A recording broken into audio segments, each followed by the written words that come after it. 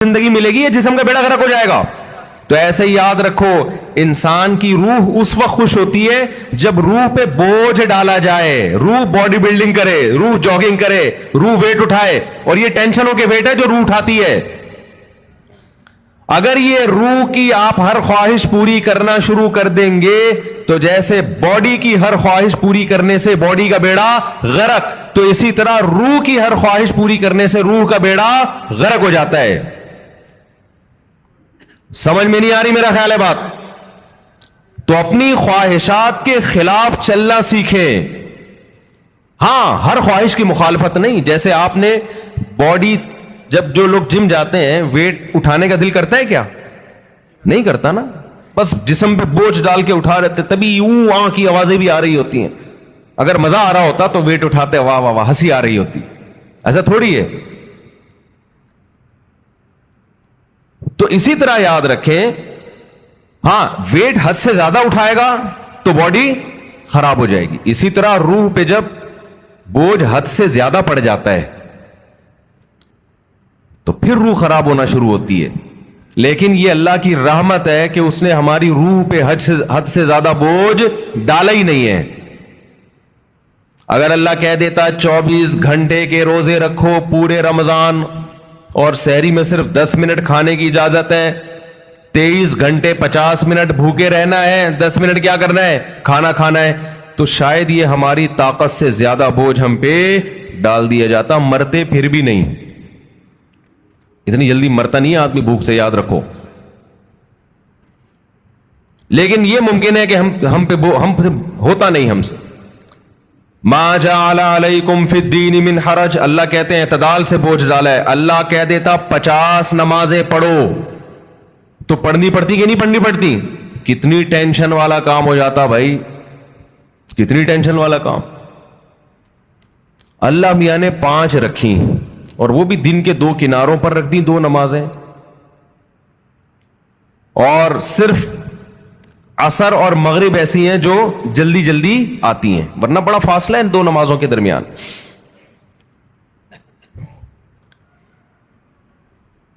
اللہ میاں نے حکم دیا نظر کی حفاظت کرو, لیکن ساتھ میں نکاح کی ترغیب بھی دے دی, تو آسان کر دیا نا. اگر یہ ہوتا کہ عیسائیوں میں پادریوں کی طرح پادریوں کو حکم تھا کہ شادی نہ کرو, جیسے کہ انہوں نے خود بنایا ہوا تھا, ان کے مذہب کا نہیں تھا, لیکن دوسری طرف زنا پر بھی پابندی, تو ڈپریشن میں جاتے کہ نہیں جاتے؟ اللہ میاں نے کہا بھائی نظر کی حفاظت کرو, اور یہ بھی ہمارے فائدے کے لیے. اگر اللہ حکم دیتے نظر کی حفاظت نہ کرو لیکن صرف زنا سے بچو, تو زنا سے بچنا بہت مشکل ہو جاتا, کیونکہ جو برائیوں میں پڑتے ہیں نظر کی حفاظت نہیں کرتے ان کے لیے زنا آسان ہو جاتا ہے, اور جو نظر کی حفاظت کرتے ہیں ان کے لیے زنا مشکل ہوتا ہے. تو یہ بھی ہمارے فائدے کے لیے حکم دیا کہ بھئی ایسا کام ہی مت کرو کہ اس کی طرف تمہاری برائی کی طرف توجہ جائے تمہاری. اللہ میاں نے حکم دے دیا ماں باپ کی اطاعت کرو, فرما برداری کرو, لیکن اس کی بھی ایک لمٹ رکھ دی, ایک حد رکھ دی. یعنی کوئی ایسا حکم نہیں ہے جو ایسا بوجھ ہم پہ ڈالا جا رہا ہو جو ہمارے بس میں ہو ہی نہیں. سود کو حرام قرار دے دیا, لیکن مزاربت اور شرکت کو جائز قرار دے دیا. آپ کسی کو لون دے کے متعین نفع لیتے ہو کہ 1 لاکھ پہ 2,000 روپے 5,000 حرام ہے, لیکن ایسا نہیں کہ پابندی لگا دی. اللہ نے کہا یہی 1 لاکھ روپے دو, جو پروفٹ ہوگا اس میں شرکت کر لو. سمجھ میں آ رہی ہے بات؟ جو پروفٹ ہوگا اس میں کیا کر لو بھائی, تجھے جتنا پروفٹ ہوگا اس میں اتنے فیصد میرا. اور وہ گھنا بن کے پروفٹ بتانا پڑے گا اس کو. اور جو سرمایہ دار لوگ ہیں نا وہ پروفٹ بتانا نہیں چاہتے, وہ کہتے ہیں ہم آپ کے 1 کروڑ سے جتنا بھی اٹھائیں آپ کو اتنا ملے گا بس. اسلام کہتا ہے نہیں بھائی, پیسہ اس کا لگ رہا ہے تو اس کو بتاؤ تو صحیح کتنا کما رہا ہے تو. ابے 1% بھی دو گے نا آپ. دیکھو آپ نے زید کو 1 کروڑ روپے دیے, زید کو کہا تو 1 کروڑ سے جتنا بھی کمائے گا نا بے شک مجھے 1% دے دے, لیکن پرسنٹیج ہونی چاہیے 1%. اس کا فائدہ کیا ہوگا؟ وہ 1 کروڑ پہ آپ کو 1 لاکھ دے گا نا, آپ کو فوراً پتا چل جائے گا وہ کم بخت 99 لاکھ کما رہا ہے. سمجھ میں آ رہی ہے بات؟ سود خور یہ وہ اپنا پروفٹ بتانا نہیں چاہتا. 1% بھی دے گا نا آپ کو یہ تو پتا چل جائے گا نا, جب 1% 1 لاکھ ہے تو اس کا مطلب باقی 99 کتنا ہے؟ وہ 99 لاکھ ہے. اس کا مطلب یہ گنا میرے 1 کروڑ سے 99 لاکھ کما رہا ہے اور مجھے کتنا دے رہا ہے؟ 1 لاکھ. لیکن اگر سودی نظام ہوگا, آپ نے زید کو 1 کروڑ روپے دیے, آپ نے کہا مجھے ہر مہینے 1 لاکھ دے دینا, تو کتنا کما رہا ہے, مجھے اس سے غرض نہیں ہے, وہ 1 لاکھ روپے لا کے دے گا, آپ گلے ملیں گے, شکریہ ادا کریں گے, کتنا نیک آدمی مجھے 1 لاکھ روپے دے رہا ہے, اور وہ بھی روتے ہوئے دے گا, یار کاروبار کا تو بیڑا ہی غرق ہو گیا, لیکن میں تجھ سے وعدہ کیا 1 لاکھ لے لے. آپ کا دل چاہے گا اس غریب کو 2 کروڑ اور دے دوں میں, الو بناتا رہے گا, آپ کو بے وقوف بناتا رہے گا. لیکن اگر پرسنٹیج کے حساب سے ہوگا تو آپ نے جب زید کو 1 کروڑ دیے, آپ لوگ کو سمجھ میں نہیں آ رہا, تو بزنس کہاں سے کرو گے جو تمہاری سمجھ میں اتنی باتیں نہیں آ رہی. مجھے لگ رہا ہے آپ کے چہروں سے کہ جو میں کہہ رہا ہوں اوپر سے گزر رہے ہیں آپ کے. زید کو آپ نے 1 کروڑ روپے دیے, آپ نے کہا مجھے جتنا پروفٹ ہوگا اس میں 1% چاہیے, وہ 1 لاکھ روپے لے کر آیا, تو آپ سمجھ جاؤ گے یہ کمبخت کتنے کما رہا ہے؟ 99 لاکھ. اب اس کو رونے کی اجازت, وہ رونے کا بہانہ نہیں کرے گا, اور آپ کو اس سے مانگو گے بھی کہ جو جتنا پروفٹ ہوا ہے مجھے دکھاؤ, تاکہ پتا چلے کہ یہ واقعی 1% بنتا ہے کہ نہیں بنتا ہے. تو اللہ میاں نے سود پہ پابندی لگائی, مگر تجارت کو اللہ نے حلال قرار دیا. اگر اللہ سود پہ بھی پابندی لگا دیتا, مزاربت پہ بھی, شرکت پہ بھی, تو پھر ہم حرج میں پڑ جاتے, ہم تنگی میں پڑ جاتے, ہمارے لیے کاروبار کے راستے بند ہو جاتے. لیکن اللہ نے ہمارے لیے دین میں تنگی نہیں رکھی بلکہ آسانی رکھی ہے. سمجھتے ہو کہ نہیں سمجھتے ہو؟ تو اسی طرح اللہ میاں نے لیکن بوجھ ڈالا ہے ہمارے اوپر. یہ نہیں کہا کہ بالکل فری سٹائل کی زندگی گزارو گے, کوئی ٹینشن ہی نہیں ہوگی. یہ کامیابی نہیں ہے, ٹینشنیں اٹھانی پڑیں گی. بہت ساری ٹینشنیں لگا دی اللہ میاں, اور اس ٹینشن سے فائدہ کیا ہوتا ہے کہ ہماری روح وزن اٹھاتی ہے, جس سے روح ٹینشن سے بچتی ہے, روح صحت مند ہوتی ہے, اور روح ڈپریشن اور اسٹریس کی طرف جانے سے بچ جاتی ہے. تبھی آپ کو مسلمانوں میں خودکشی کا ریشو دوسری قوموں کی نسبت کم نظر آئے گا. مسلمانوں میں ڈپریشن کے مریض دوسری قوموں کی نسبت کم نظر آئیں گے, حالانکہ ڈپریشن والے کام مسلمانوں میں بہت زیادہ ہیں. مسلمان غیر مسلم ایک ڈپریشن پالنے کے لیے تیار نہیں, مسلمان 4 ڈپریشن کی بات کرتے ہیں. آئی بات سمجھ میں؟ ہم مسقط میں تھے تو ہمارے بہت سے علماء اپنی اپنی فیملیوں کے ساتھ آئے تھے, بیگمات کے ساتھ آئے تھے. تو ایک مولانا صاحب نئے نئے پہنچے, تو وہ میزبان نے ان سے پوچھا مجبوری ساتھ میں ہے یا بغیر مجبوری کے آئے ہیں؟ میں نے کہا یہ کیا کہہ رہے ہیں؟ پھر پتہ چلا بیگم کو پیار سے کیا کہتے ہیں, یہ مجبوری. تو بڑا زبردست لفظ تھا ان کا بھائی, کیونکہ جب مجبوری ساتھ میں ہوتی ہے تو پھر گھر سے زیادہ دیر باہر نہیں رہ سکتے, آپ بتانا پڑتا ہے. جو بغیر مجبوری کے آیا وہ تو جہاں مرضی جائے. جب مجبوری کے ساتھ آئے ہیں تو بیگم پوچھے گی, مجبوری پوچھے گی, بھائی اتنی دیر سے کیوں آ رہے ہو, آپ کہاں گئے ہوئے تھے؟ مفتی صاحب کے ساتھ, اچھا جو لوگ اپنی مجبوریوں کے ساتھ آئے تھے نا, ان سب کی مجبوریوں کو یہ بڑی فکر تھی کہ ہمارا میاں, ہمارے جو میاں ہیں مفتی طارق مسعود کے ساتھ تو نہیں بیٹھے ہوئے گئے. سب کو یہ ایسا لو یہ 2-4 مجبوریاں اور پال لیں ہمارا شوہر, ان کو یہ سب کو ڈرتا. تو مسلمان کے پاس ٹینشن کے مواقع بہت ہیں, پھر بھی ٹینشن نہیں لیتا.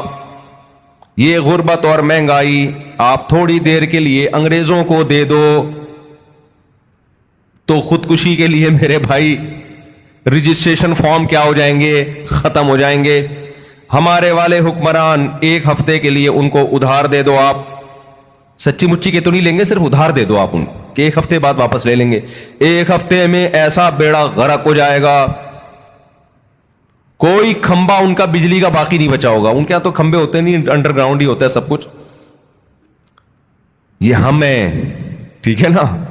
ڈالر کہاں سے کہاں پہنچ گیا, میں تو کبھی سوچتا ہوں تو تھوڑا ڈپریشن شروع ہو جاتی ہے, پھر میں سوچتا ہی نہیں کہ مریں گے تو ویسے ہی سب کیا ہو جائے گا, ختم. ہمارے تو اصل آخرت ہے نا. جو دیکھو دال پانی اللہ نے جو موٹی موٹی ضرورتیں وہ تو اللہ ویسے ہی پورے. اور پاکستان کا تو حال ایسا ہے کہ بچپن سے سنتے آ رہے ہیں کہ بینک کرپٹ ہونے جا رہا ہے. پاکستان کا ایسا اللہ کے ساتھ اللہ کا معاملہ ہے, بچپن سے مہنگائی بڑھ رہی ہے. مجھے یاد ہے وہ دور میں بہت چھوٹا تھا, روٹی 4 آنے کی ملتی تھی, 1 روپے کی 4 روٹیاں. جب 8 آنے کی ہوئی تو سب چیخ اٹھے کہ روٹی ڈبل ہو گئی بھائی. 1 روپے کی 4 روٹیوں کے بجائے اب 1 روپے کی کتنی ملیں گی؟ 2 روٹیاں. لوگ چیخ اٹھے تھے مہنگائی بڑھ رہی ہے. پھوڑنا اسی حساب سے لگا ہوا تھا اسی. پھر روٹی 1 روپے کی ہوئی, پھر 5 روپے کی ہوئی, پھر 10 روپے کی ہوئی, اب پتہ نہیں کتنے کی چل رہی. 35. استغفر اللہ. میرے یہاں مہمان آتے ہیں نا تو چائے منگواتا ہوں میں ہوٹل سے. اب ہمارے دماغ میں وہ چند سال پہلے کی چائے تھی, پتہ نہیں 10 روپے کا کپ تھا, 15 روپے کا کپ تھا. میری کھوپڑی میں وہی گھوم رہی ہے. مجھے کیا پتا اتنی اسپیڈ سے حساب خراب ہو گیا. مہمان آ رہے ہیں, آوے لے آ یار 4 چائے لے آ, 5 چائے لے آ. اچھا وہ گارڈ جو ہے نا, وہ جو خادم بل بنا کے دیتا ہے, مجھے لگتا تھا یار یہ کچھ زیادہ ہی, پتہ نہیں خود تو نہیں اس نے اپنے کئی مہمانوں کے الگ سے کھانچے کھولے ہوئے اس نے. ایک دن میں نے کہا یار اتنے تو مہمان میرے نہیں آئے جتنے تم بل بنا رہے ہو. اس نے کہا استاد جی 60 روپے کا کپ ہے چائے کا, 60 روپے. ابے میں نے کہا اتنے کا تو کپ نہیں آتا جس میں چائے ڈالی جا رہی ہے. تو مجھے تو خیال ہوا میں نوٹس لگا دوں کہ مہمان لوگ اپنی چائے اپنے ساتھ لے کے آئیں گے. بھی یہ کوئی مذاق تھوڑی ہے یار, ملنے بھی ہم سے آؤ, چائے بھی کون پلائے, کام بھی تمہارا ہو, چائے ہم پلائیں. خیر اتنا بھی ایسا نہیں ہے, انشاءاللہ پلا دیں گے.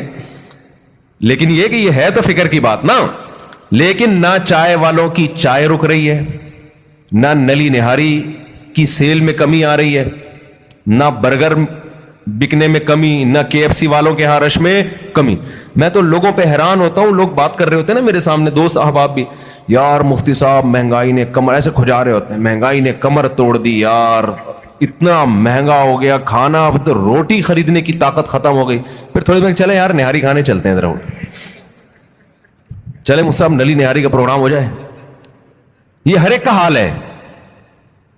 ایسا لگتا ہے کہ اتنی کرپشن اور اتنی مہنگائی کے باوجود برکت کہاں ہے؟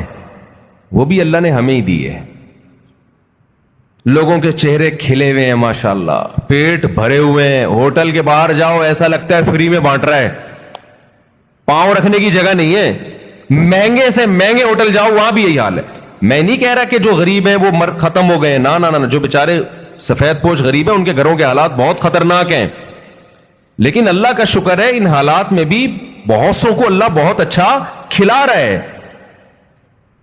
تو بھائی مسافر خانہ ہے نا یار, اور کیا کرنا ہے, کھا پی لو, سونے کی جگہ مل گئی, مہنگائی گئی تیل لینے, ٹھیک ہے نا. ہماری زندگی کا جتنا کوٹا ہے ہمارے مرنے سے پہلے انشاءاللہ ہم پورا کر کے جائیں گے. اگلی نسل کا بیڑا غرق ہوگا, وہ اگلی نسل جانے, وہ ہمیں کیوں بھائی, اللہ اس کو بھی کھلا دے گا. پھر اگلی نسل کا کام ہے کہ وہ ووٹ اچھے لوگوں کو دے. ہم تو اس نسل کو بھگت رہے ہیں. ہم نے اتنے بڑے بڑے جرم کیے, ایسے ایسے حکمرانوں کو اپنے اوپر مسلط کیا, پھر بھی اللہ ہمیں کھلا رہا ہے. شاید اگلی نسل یہ جرم نہ کرے تو ان کو تو اور اچھا کھلائے گا اللہ تعالیٰ. یعنی ایسا لگ رہا ہے اللہ ہمارے گناہوں کو بھی اتنی سزا نہیں دے رہا جتنی بنتی ہے, ورنہ جو ہم لوگ کی حرکتیں ہیں نا اس کے حساب سے سزا بہت زیادہ بنتی ہے ہماری.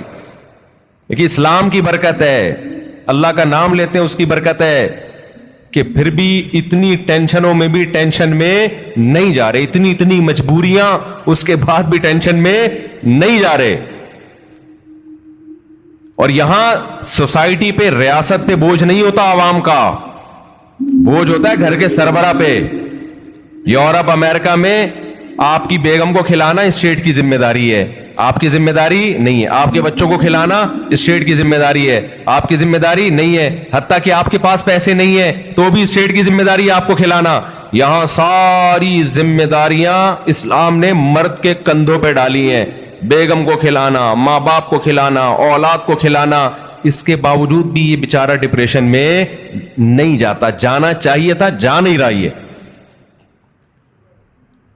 تو یہ کس کی برکت ہے بھائی؟ یہ دین کی برکت ہے, اللہ پہ اعتماد توکل ہے.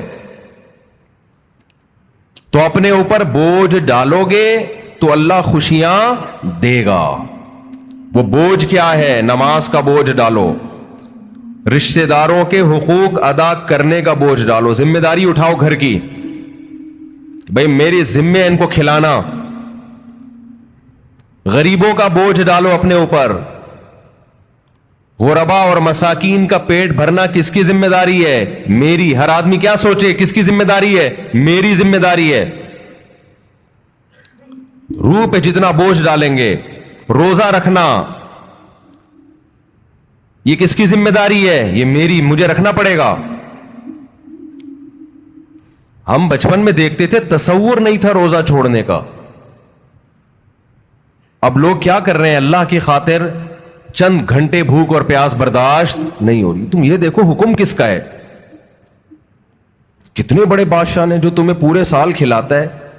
ہمارے لبرل لوگ نا اپنے آپ کو کافر پہ قیاس کرتے ہیں. یار انہوں نے مذہب سے بغاوت کر کے اتنی ترقی کر لی تو ہمیں رمضان کے روزوں کی کیا ضرورت ہے؟ بھائی انہوں نے مذہب سے بغاوت کے ساتھ خدا سے بھی بغاوت کی ہے. یہ ذہن میں رکھو. خدا اپنے باغیوں کو معاف نہیں کرتا. یہ تو دارالامتحان ہے.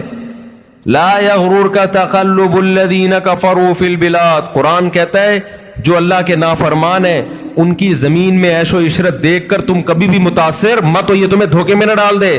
متاع قلیل، یہ دنیا کے چند دنوں کے چند ٹکے ہیں. یہ کچھ بھی نہیں ہے.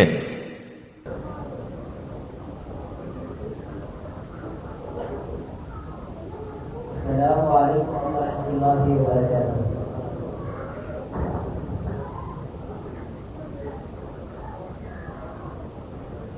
میرے آقا دیا صفتاں، میرے آقا دیا صفتاں، دیا کرتا زمانہ ہے سب سونے کو سونا حسنین بنانا ہے. میرے آقا دیا صفتاں، دیا کرتا زمانہ ہے سب سونے کو سونا حسنین بنانا ہے.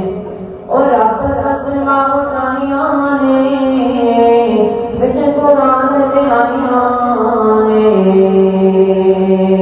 اور رب قسماں اٹھائیاں نے بچ قرآن دے آئیاں نے. چہرہ چہرہ میرے آقا دا جن حسن خزانہ ہے سب سونے کو سونا حسنین بنانا ہے. میرے آقا دیا صفتاں، دیا کرتا زمانہ ہے سب سونے کو سونا حسنین بنانا ہے. میرے آقا دیا صفتاں. مینوں لینا پھرو انہاں شہراں دے وچ دل لگدا ہے نبی دے پیراں دے وچ. مینوں لینا پھرو انہاں شہراں دے وچ دل لگدا ہے نبی دے پیراں دے وچ. او دل کردا ہے میں روزے تے پاس ہوواں اس جنت تو کبھی نہیں اداس ہوواں. لکھیا جاواں بلال زبیراں دے وچ دل لگدا ہے نبی دے پیراں دے وچ. مینوں لیندا پھرو انہاں شہراں دے وچ دل لگدا ہے نبی دے پیراں دے وچ.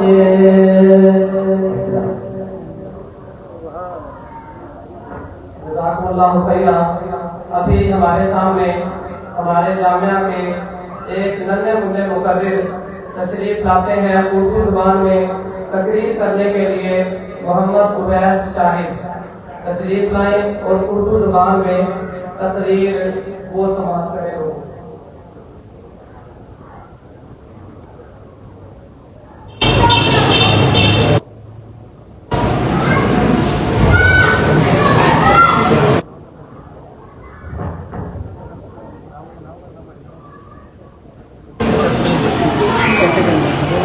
السلام علیکم.